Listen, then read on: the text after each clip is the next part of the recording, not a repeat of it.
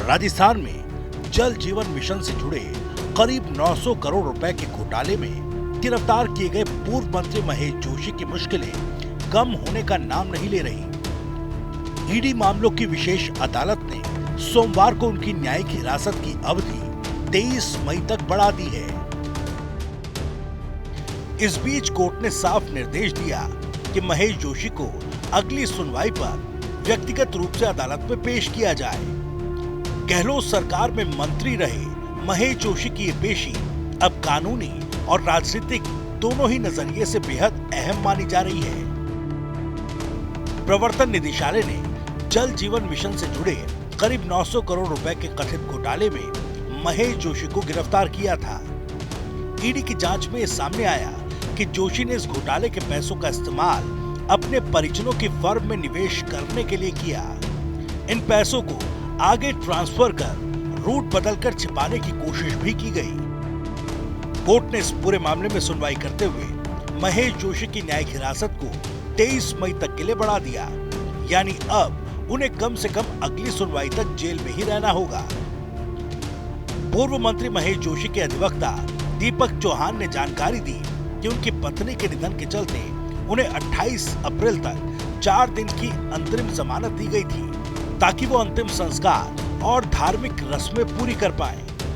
इसके बाद कोर्ट ने 8 मई से 10 मई तक 3 दिन की और अंतरिम जमानत दी थी। इस जमानत की मियाद 11 मई की सुबह 8 बजे तक थी और तय समय पर जोशी ने खुद कोर्ट के आदेश का पालन करते हुए जेल में सरेंडर कर दिया।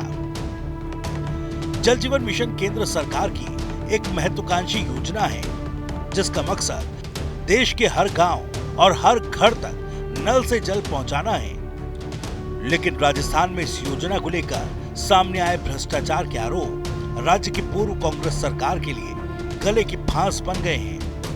ईडी की जांच में सामने आया कि टेंडर प्रक्रिया में गड़बड़ियां हुई, नियमों को ताक पर रखकर ठेके बांटे गए और बड़े स्तर पर पैसों का गैर कानूनी तरीके से इस्तेमाल किया गया।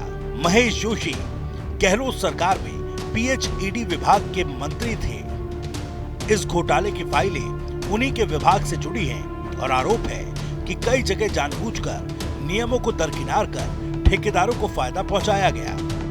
इन आरोपों की पुष्टि ईडी की शुरुआती जांच में हो चुकी है और इसी आधार पर जोशी की गिरफ्तारी की गई। अब सवाल ये है कि क्या ईडी के पास ऐसा कोई ठोस सबूत है जिससे जोशी पर घोटाले का सीधा आरोप साबित हो पाए, और अगर ऐसा होता है तो आगे इस मामले में क्या और भी बड़े नामों की गिरफ्तारी हो सकती है।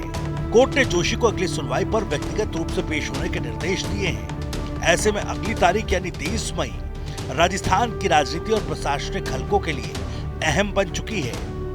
ईडी सूत्रों के मुताबिक अभी इस मामले में और भी कई फर्मों और अधिकारियों की भूमिका की जांच चल रही है। जोशी से पूछताछ के दौरान मिले दस्तावेजों और बैंक ट्रांजैक्शंस की भी जांच चल रही है। फिलहाल महेश जोशी जेल में है और जांच एजेंसियों की नजर इस पूरे नेटवर्क पर है, जो एक सरकारी योजना को भ्रष्टाचार का जरिया बना बैठा।